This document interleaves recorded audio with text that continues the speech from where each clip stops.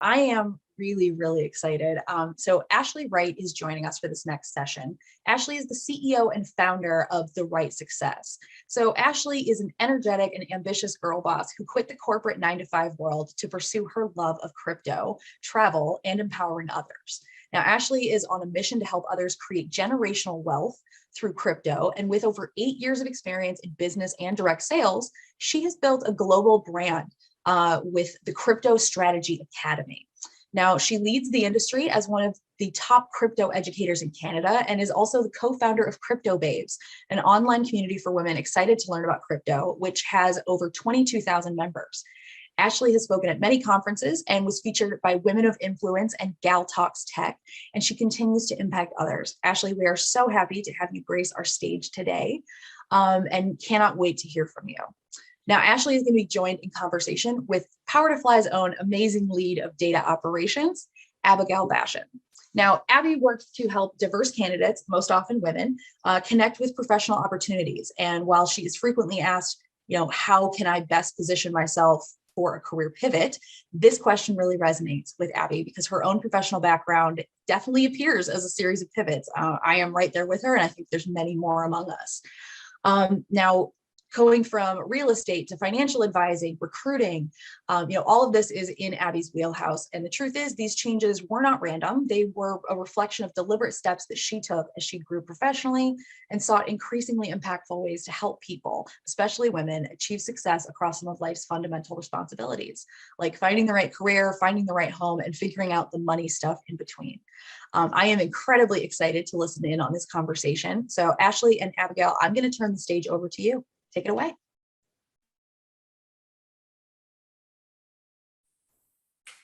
Thanks, Meg. Hey, Ashley. Hey, Abigail, how are you? I'm so excited for today's conversation. Yeah, me too. And I'm doing well. Thanks for asking. I'm going to apologize in advance because I can hear my dog downstairs. And I hope no one else can.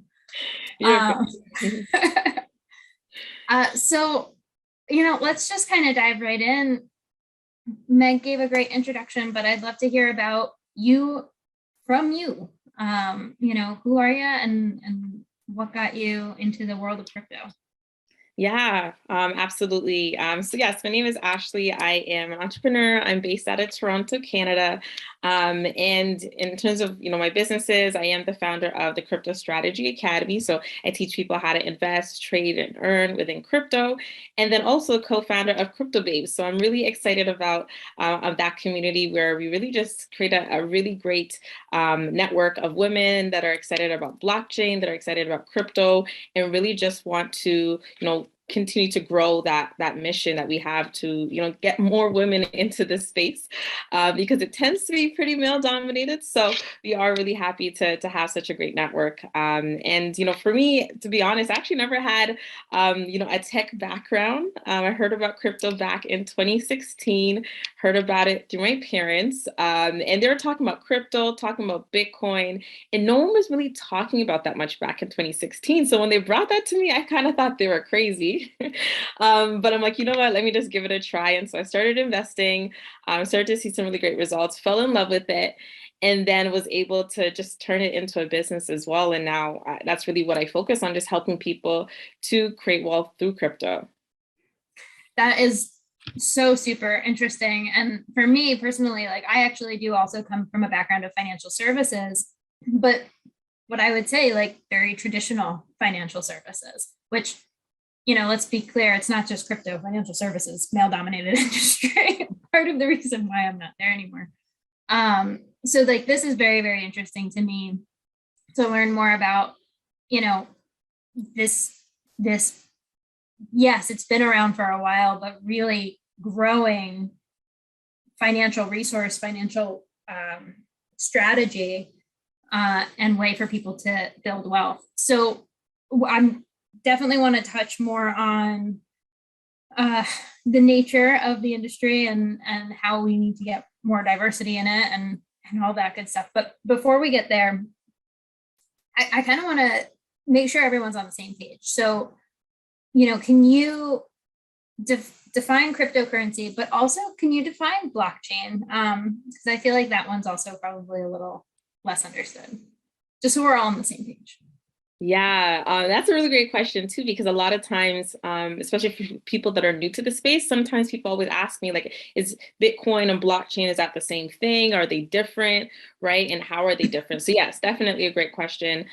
So when we think about blockchain, I like to think of blockchain as kind of like the foundation, right? Where, cryptocurrency is what most people talk about, but cryptocurrency is just one application or one use case of blockchain technology itself. And so when we kind of break down even a little bit further, thinking about what is cryptocurrency as an example, really that's just a digital currency, right? The concept is more focused on decentralization, which, allows you to really have more freedom, less limitations like we do with our current currency, right? And at the same time, really gives us more access and really just allows us to quote unquote be our own bank, right? Which is really exciting. But yes, it's still a currency, but everything is virtual, which is really awesome. And then when we think about blockchain is really just the applications, like the technology that allows us to even have something like cryptocurrency, right? And allow that to exist. And to kind of, take that even a step further, blockchain is actually just a chain of blocks, right? And within those blocks, there's essentially almost like a timestamp or essentially like a public ledger for all transactions, which is really cool. So they are definitely separate, but at the same time, they do work together, which is really important as well. Cool. So the way that I understand it, blockchain is really something that could be applied not just with cryptocurrency, but across financial services to say, this is the ledger of how this currency, whether it's dollars or crypto or whatever it is, how is it moving? It goes from here to here, it purchases this, it goes from there. It's a ledger of the record of how this currency moves. Whereas cryptocurrency is what's moving and being traded and being spent or invested in, right? Exactly. Yeah, you said it perfectly. Cool. I love it. So, all right. So let's then kind of shift back, because I definitely want to talk about how, certainly with the rise of crypto, there's definitely this kind of vibe around it that it's a very white male dominated space. But you said it before, I think that it's the nature of it is decentralized. So it has this ability potentially to democratize the economy and help, I imagine, help build wealth into communities that haven't had as much access in the past. So I want to get into that and talk about that a bit more. Yeah. And that's a really great point, and that's actually one of my favorite things about crypto, that decentralization aspect, where it doesn't matter who you are, what you look like, what your background is or anything, right? You can still participate in this space, right? And there's so many ways to get involved, right? A lot of times people think of it as cryptocurrency as just the investing piece, but there's so much more. And to be honest, blockchain is actually more exciting to me than crypto, because like you mentioned, it can be used in so many different industries, like from healthcare all the way to something like real estate, as an example, right? So there's a lot more applications and a lot of different ways it can be used. And for those individuals that start learning about it, start getting excited about it, you can actually use that to actually position yourself to create wealth, right? Kind of just getting ahead of the curve. But like I said, that the aspect of really just having that freedom to get involved however you wish, that's the powerful and like really exciting part, where it's like now it's like anybody that's from, I guess, the minorities are able to come into this, still participate, and it doesn't even matter what your current situation looks like. And honestly, that's probably one of my favorite things about this space. But yes, it is essentially freedom in that aspect. Awesome. Yeah. I want to understand it a little bit more. And again, like for me, coming from, again, like I would say, more of a traditional financial background. So I used to be a financial advisor before I moved out of the country, and you can't do that anymore if you're not within the country. So the way that I always kind of understood traditional investing was, you have to open up a brokerage account, you buy into certain funds or investments, and come up with your investment plan, et cetera. And, full acknowledgement, it's complicated. you know, there's a lot of it that, for me, biased having come from the industry, I'm like, okay, you open an account, people know how to open a bank account, it's similar, and then you buy in, but there's a ton of different investment options. It can get really overwhelming. And there's such a lack of general knowledge on how to access it that I think is a very key boundary, a very key barrier, excuse me, to people getting involved with investing and growing wealth in that way. So what is it specifically about cryptocurrency that helps to remove barriers and helps to be more accessible so that folks can really participate and build wealth there? Yeah. You said a really key point, which is that education piece as well, right?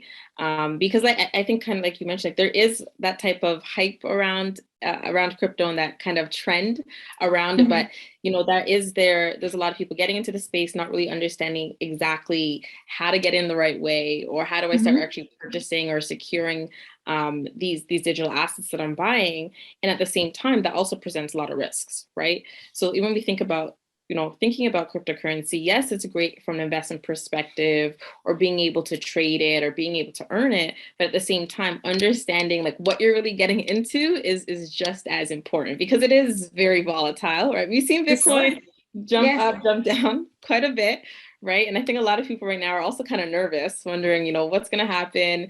Is there still hope for crypto? And once again, just goes back to the education piece, right? Understanding that, yes, traditional investments have a strategy. And that's also one of the reasons why I kind of like to implement that same concept to crypto, right? So even before I help someone get into crypto, I'm like, listen, we need to have go through a self-assessment, talk about the type of investor that you are, right? Your risk tolerance level, because like you said, there's so many different options, right? I think there's over 15,000 different cryptocurrencies, right? And so it's like, before you start diving in, you really need to understand, the best way to actually approach the market. Because there's just so many ways to get involved, so many ways to actually monetize it as well. And you want to make sure you're doing it the right way, right? For sure. Which on that, I did have a question prep because I wanted to ask, because it feels very related, is that, yes, we've seen the crypto trend come through, and, we're still digesting that. And as it's getting more ingrained with our financial markets, seeing, what the impact is there. I've also been seeing now, and I feel like this is the new trendy thing, people are talking about NFTs. And maybe I'm just too old. I don't understand. What is that? And why are they different? And do you buy them through the same platforms that you would get invested with cryptocurrency? Like, what is that? Yeah. Yes, definitely. Yeah, I think that's probably the super hot topic right now. NFTs are exciting. And it's like, now you're watching TV or you see celebrities posting on social media. Everybody's talking about NFTs. Everybody has their own. And you're just like, what is this thing, right? But yeah, it is something that is, changing the game a little bit in terms of being able to access things or digital assets that are still very unique, right? So think of it as, as an example, if we think about the dollar today, right? If I have $1, you have $1, and we decide to exchange, that's fine. They're interchangeable. They're exactly the same. But when it comes to NFTs, it's not the same, even though they may look the same, right? If let's say we both have a picture of the dollar or whatever the case is, even though they may look the same, they're not interchangeable in that way, right?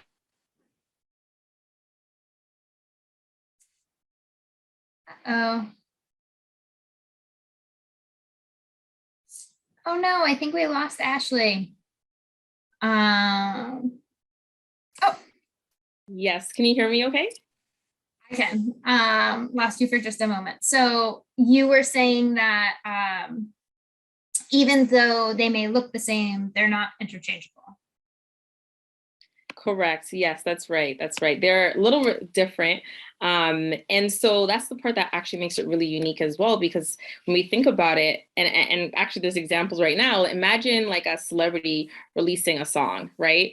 And in order to actually get access to that song, be able to actually listen to it, maybe they're only going to create maybe like 100 digital copies of it, right? And so it's like now you can create assets that are a little bit more unique, that allow you to have some more exclusivity to it as well.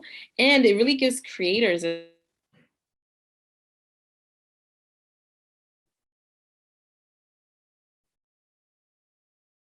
Uh-oh, I think she froze again.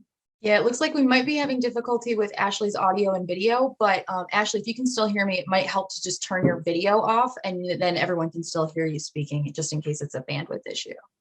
But thank you to all of our audience members for hanging tight with us. We definitely appreciate the patience. Yes, can you hear me okay? Yeah. Yeah, sorry about that. I think it is definitely a technical issue.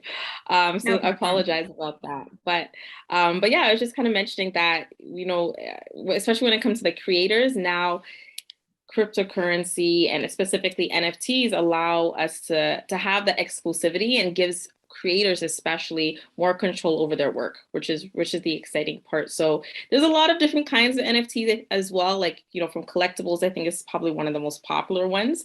But yes, there it is definitely a new asset class as well. So my recommendation for those that are looking to get involved, right? There's different ways for sure, but ideally you want to kind of find a space that you're specifically excited about, right? Because there's NFTs in the sports space, in the arts, in the fashion, and literally in almost every category. So you want to make sure to find the space or the industry that you're excited about, and then start looking at some of the NFTs in that space where you can actually participate by maybe purchasing the actual digital NFT itself, or one of my favorites is maybe just purchasing a cryptocurrency that's like tied to that NFT project or in that space as well. So there's different ways to get involved.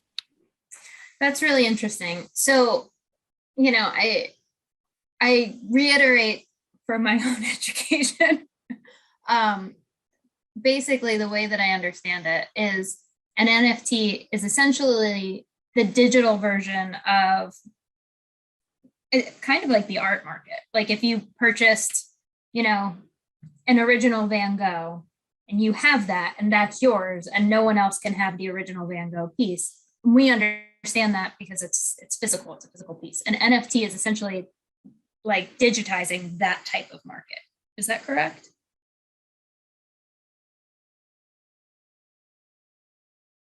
Yeah, that's right. Exactly. And at the same time, like I said, right now, a lot of us are focusing on it from the like digital collectibles and the art space, but it still can be used in a lot of different ways, right? Even starting to think about literally just the concept of turning physical assets into digital assets, right? It is part of that concept as well. So there are a lot of really exciting ways. So I highly recommend definitely taking a look into it, reading up some more, but it is definitely something that's changing the game for sure.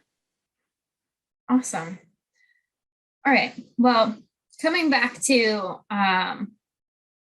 cryptocurrency, blockchain more generally, I want to know, from your perspective, what would you say are some of the biggest misconceptions around this space that you've come across?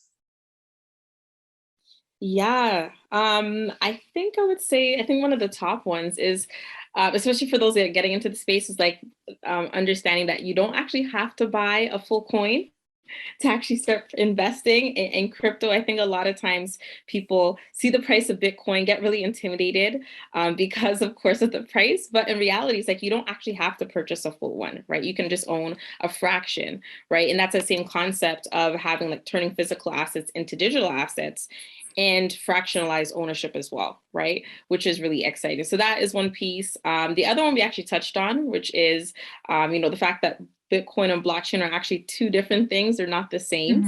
And then the other one as well is knowing that you don't actually need a lot of money to get into crypto, right? I think a lot of times people feel that, investing in general, or even when it comes to cryptocurrency, that, number one, you need to have a lot of money to get involved. And then number two, that is too volatile, as well to actually monetize it, right? But the truth is, like, even though cryptocurrency is volatile, you can still make money and actually, monetize in different ways. And that's where, I always love to talk about like the 3 crypto income streams: being able to actually invest, which is more like long-term, being able to trade, and then also being able to earn crypto. So there are a lot of different ways. Could you talk a little bit more about the trading and the earning? Because I think for me, when I think of crypto, I just think of buying in, like, whether it's a partial coin or a full coin. But could you talk about the other 2 a little bit? Yeah, for sure. So when we're thinking about like buying, right, you do have the option to, of course, just buy some of those cryptocurrencies. But at the same time, when we think about the idea of something like with NFT, being able to actually buy the digital asset, right? So there's different ways to get involved. And it's like, before you even dive in, once again, you want to get a good idea of what your current situation looks like, creating that strategy of, what are my goals?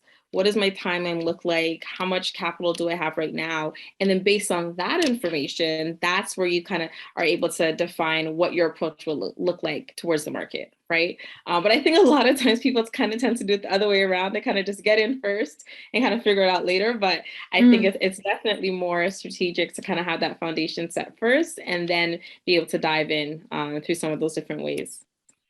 Sure. So can you tell me, I'm shifting gears a little bit, because we had a question that came in that was asking about, could you provide books or seminars, webinars, to learn more about these topics? But I know that you are the co-founder of Crypto Babes, which I don't know if that's like, because you're doing education like yourself. So is that under the Wright success? Is that with Crypto Babes? Can you tell me more about like where that is? What's going on there? Yeah, definitely. For sure. So yes, I do have my own education platforms and stuff like that. I do have my own crypto academy. So that one is like deep diving into crypto, those 3 income streams that we talked about. So there are a lot of really great resources. And in terms of like more general resources, something like CoinGecko is really great when it comes to, learning about some of the different coins that are out there. And then, there's a lot of really great platforms that have great like newsletters that once again provide even more great information about some of the latest trends, different changes in the space. So CoinGecko has a pretty good newsletter. CoinDesk is another really great platform. So there are a few. I also have my own newsletter as well, sending out some great information, just like about this event today. Definitely. But yeah, there are a lot of resources. But for my academy, the Crypto Strategy Academy is a lot of information for those that want to like deep dive and really just go all in with it as well. Awesome. And is the Crypto Academy, is that what the work you're doing at Crypto Babes, or is that something different? Yes, that's actually something different. So the Crypto Strategy Academy is like my own academy and that own community. And then we have another community, which is Crypto Babes. And that one's like specifically geared towards women that are in the space with crypto and blockchain. Oh, awesome. Okay. And so is Crypto Babes more of networking to, work together, or are you, are there certain things that you're accomplishing with that community? Yeah, so with Crypto Babes, it is definitely a network. So we have different aspects to it. So not only do we want to create that community where you're among other people just like yourself, but we also want to focus on, actually creating opportunities for women, right, that are in this space. So we connect with leaders that are, that actually can create opportunities for those that are maybe upcoming within the crypto and blockchain space that actually want to, learn a little bit more. And then the other aspect as well is it's just education. So we do host like different workshops, different in-person events, stuff like that, where we're also, bringing in some really great leaders in the space to talk about some of the latest trends like NFTs, the metaverse, Web3, all of that good stuff. So it's a little bit of both, the networking and the education piece as well. Nice. So we had another, I know we only have like a minute or so left, but we did have another couple questions come in. So first question was, do you have any platform to recommend if you want to participate in the NFT market? Yeah, so I would recommend going on to CoinGecko, clicking on their NFT tab, and actually taking a look at some of the different like categories within the NFT space. Because as an example, right, if let's say you're someone that's really interested in sports, right, you may want to focus on some of the sports NFTs, right? And there's a lot, right? I do talk about them quite a bit because there's some really, really up and coming ones, right? But that's where you're able to actually find those specific platforms in the sports NFT space, right? Or if you're, maybe you're into the fashion world, then that's where you want to look at certain platforms. I know like Gucci, as an example, had some really amazing drops that they had for some of their NFTs, and maybe you want to focus on that area, right? So CoinGecko is a really good place to start because they have a good list of all the different kinds and categories within the NFT space. And then, like I mentioned, you could either, buy the digital NFT that's in that space, or you could just invest in the coin that's kind of connected to some of those projects. So you kind of have one or the other, which is really cool. Mm-hmm. That is neat. Well, we are actually at time. That kind of flew by. Thank you so much for sharing your wisdom with us. Super appreciated. I'm happy to throw it back to Meg. Ashley, I don't know if you have any last words. Yeah, I just want to say thank you so much. The questions were amazing. And also want to officially welcome you to Crypto Babes too, because I'd love to have you as well. But yeah, thank you so much for having me.